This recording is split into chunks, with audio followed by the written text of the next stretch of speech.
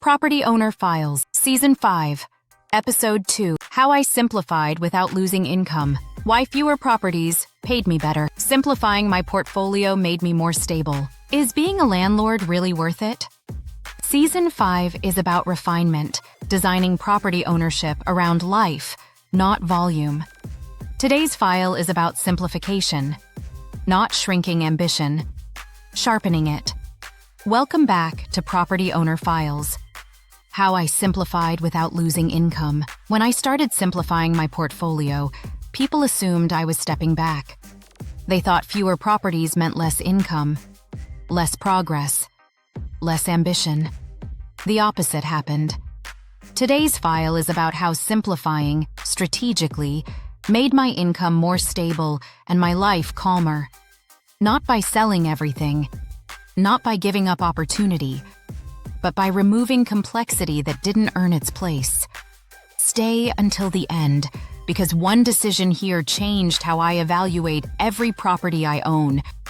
And if this helps you think more clearly about property ownership, don't forget to hit the like button, subscribe, and share. Part 1. Why simplification feels scary. Real estate culture treats reduction as retreat. Selling feels like quitting. Consolidation feels like regression. That mindset keeps people stuck. Because complexity hides under the label of growth. More units, more vendors, more systems overlapping. But complexity has a cost, and it's rarely priced into projections. Still watching?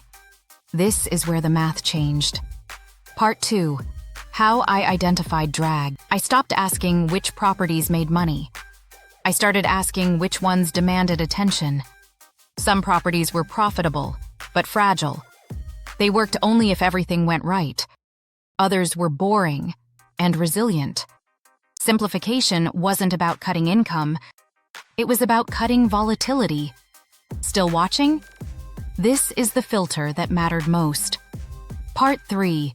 The 80-20 reality. A small portion of the portfolio produced most of the calm.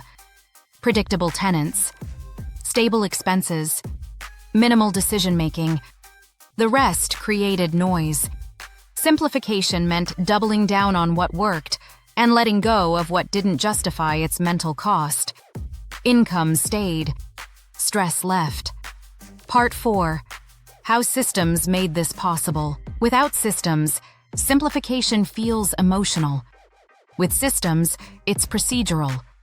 Exit triggers, cash flow thresholds, time limits. The decision wasn't dramatic. It was obvious.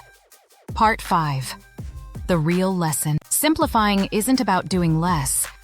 It's about doing what matters, consistently. Season 5 is about designing ownership that fits life. In the next file, we talk about defining enough. Simplification didn't reduce income. It reduced fragility. In the next file, we talk about knowing when you have enough. Click the next episode to open the next file. This is Property Owner Files.